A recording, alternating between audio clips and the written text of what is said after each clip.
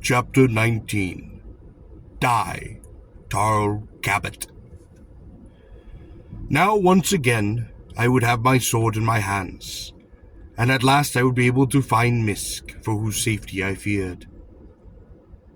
Beyond this, I had no definite plan. Psalm did not act as quickly as I had anticipated, and from the room of the power source had simply returned me to Misk's compartment, where my case was kept. I spent an uneasy night upon the moss. Why had he not gotten on directly with the business at hand? In the morning, after the hour of the first feeding, Psalm entered Misk's compartment, where I was waiting for him. To my surprise, his head was crowned with an aromatic wreath of green leaves, the first thing green I had seen in the nest. About his neck there hung, besides the invariable translator, a necklace, perhaps of accoutrements, perhaps of pure ornament, small pieces of metal, some shallow and rounded like tiny scoops, others rounded and pointed, others slender and bladed.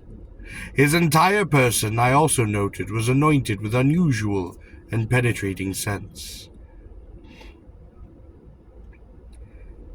"It is the feast of Tola, the feast of the nuptial flight," said Psalm.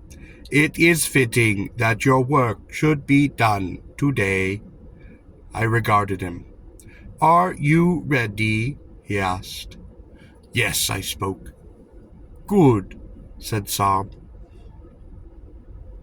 We then went to one of the high cabinets in Misk's chamber, and touching a button in a certain sequence of long and short presses, opened it. Psalm was apparently familiar with Misk's compartment. I wondered if the compartments of old priest kings were so similar, or if he had investigated it at various times in the past. I wondered if he knew about the chamber which lay beneath my case. From the high cabinet, Psalm withdrew my sword belt, my scabbard, and the short, sharp blade of Gorean steel, which I had earlier yielded at the request of Misk. The weapon felt good once again in my hand. I calculated the distance between myself and Psalm, and wondered if I could reach him and kill him before he could bring his jaws into play, or those formidable blades upon his forelegs. Where would one even strike a priest king? To my surprise, Psalm then jerked at the door of the compartment from which he had withdrawn my sword. He bent it outward and downward, and then, with one of the pieces of metal hanging from the necklace at his throat, he scraped at the front edge of the door and bent it a bit outward. Following this, he attacked the interior edge of the cabinet similarly. "What are you doing?" I asked. "I am making sure," said Psalm, "that no one will lock your sword up again in this compartment." He then added as an afterthought, "I am your friend." "I am indeed fortunate to have such a friend," I said. It was obvious that the compartment had been fixed in such a way as to suggest that it had been broken open. "Why," I asked, "are you adorned as you are today?" "It is the feast of Tola," said Psalm.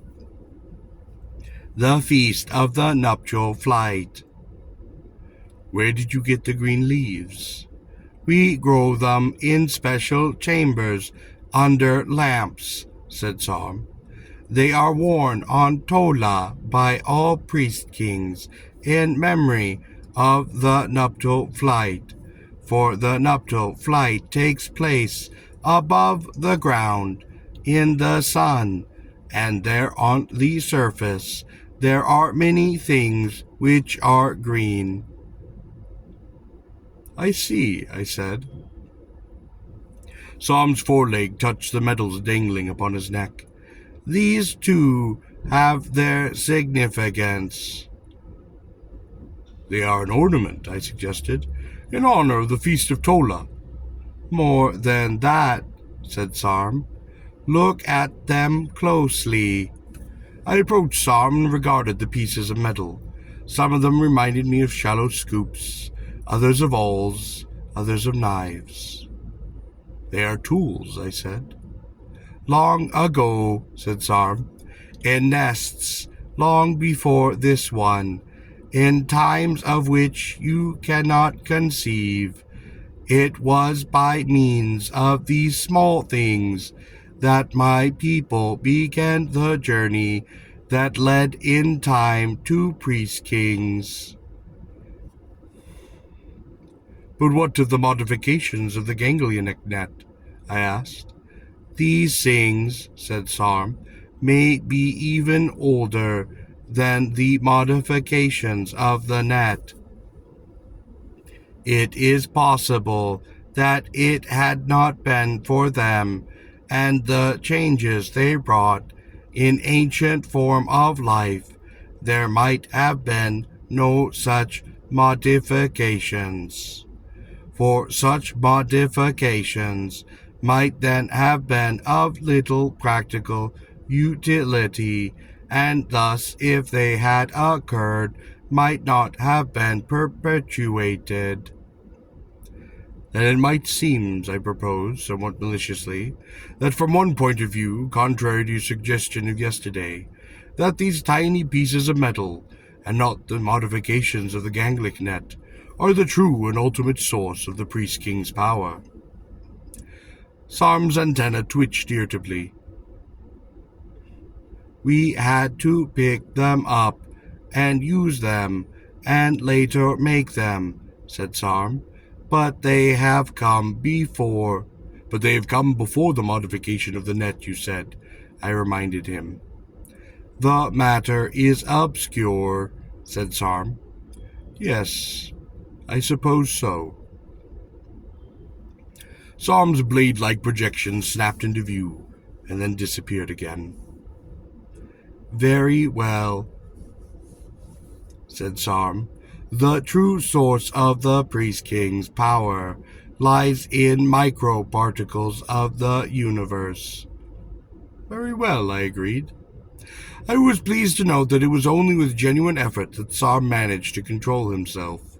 His entire body seemed to tremble with rage. He pressed the tips of his forelegs forcibly together to prevent the spontaneous triggering of the bladed projections. "By the way," I asked, "how does one kill a priest king?" As I asked this, I found myself unconsciously measuring my distance from Sarm. Sarm relaxed. "It will not be easy with your tiny weapon," he said, "but Misk will be unable to resist you, and so you may take as much time as you wish." "You mean I could simply butcher him?" "Strike at the brain nodes in the thorax and head," said Sarm. "It will probably not take more than 100 strokes to cut through." My heart fell. For all practical purposes, it now seemed that priest kings would be invulnerable to my blade, though I suppose I might have injured them severely if I sliced at the sensory hairs on the legs, at the trunk adjoining thorax and abdomen, at the eyes and antennae if I could reach them. Then it occurred to me that there must be some vital center not mentioned by Sarm, probably a crucial organ or organs for pumping the body fluids of the priest kings, most simply something corresponding to a heart. Of course, he would not tell me of this, nor of its location.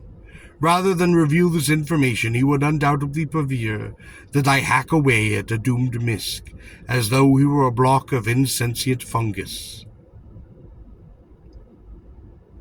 Not only would I not do this, because of my affection for Misk, but even if I intended to kill him, I surely would not have done so in this manner, for it is not the way a trained warrior kills. I would expect to find the heart, its corresponding organ or organs, in the thorax.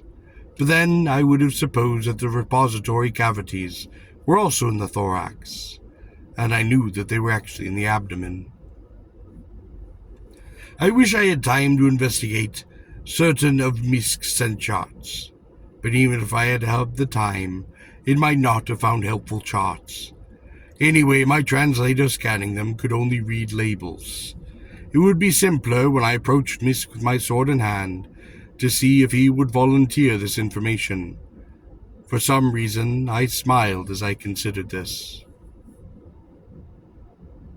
"Will you accompany me," I asked, "to the slaying of Misk?" "No," said Sarm, "for it is Tola, and I must give Gor to the mother." "What does that mean?" I asked. "It is not a matter of concern for humans," said Sarm. "Very well," I spoke. "Outside," said Sarm, "you will find a transportation disc and the two mules, Mule Al-Ka and Mule Bata. They will take you to Misk, and later will direct you as to the disposal of the body." "I can depend upon them?" I asked. "Of course," said Sarm. "They are loyal to me." "And the girl?" I asked. "Vika of Treve?" "Of course." Sarm's antenna curled. "Mule Al-Ka and Mule Bata will tell you where to find her." "Is it necessary for them to accompany me?" I asked. "Yes," said Sarm, "to ensure that you do your work well." "It will be too many who will know of the thing," I suggested. "No," said Sarm, "for I have instructed them to report to the dissection chamber following the completion of your work." I said nothing for a moment. I simply looked at the priest king who loomed above me. "Kusk," said Sarm, anticipating me, "may be displeased for a time, but it cannot be helped, and he may always produce others if he pleases." "I see," I said. "Besides, he gave them to me, and I may do with them as I please." "I understand," I said. "Do not worry about Kusk." "Very well," I spoke. "I shall try not to worry about Kusk." Sarm pranced backwards on those long, delicate, jointed legs, clearing the passage to the door. He lifted his long, blade-like body almost to the vertical. "I wish you good fortune in this venture," he said, "in the accomplishing of this matter. You do a great service to the nest and to priest kings. Thereby will you gain great glory for yourself and a life of honor and riches, the first of which shall be the slave girl, Vika of Treve." "Sarm is most generous," I said. "Sarm is your friend," came from the priest king's translator. As I turned to leave the chamber, I noted that the grasping appendages on Sarm's right foreleg turned off his translator. He then raised the limb in what appeared to be a magnanimous, benevolent salute, wishing me well in my venture. I lifted my right arm, somewhat ironically, to return the gesture. To my nostrils, now alert to the signals of priest kings, and trained by my practice with the translator Misk could allow me to use, there came a single brief order, the components of which I had little difficulty in discriminating.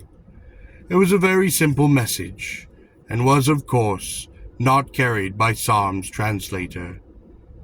It was, "Die, Tarl Cabot." I smiled to myself as I left the chamber.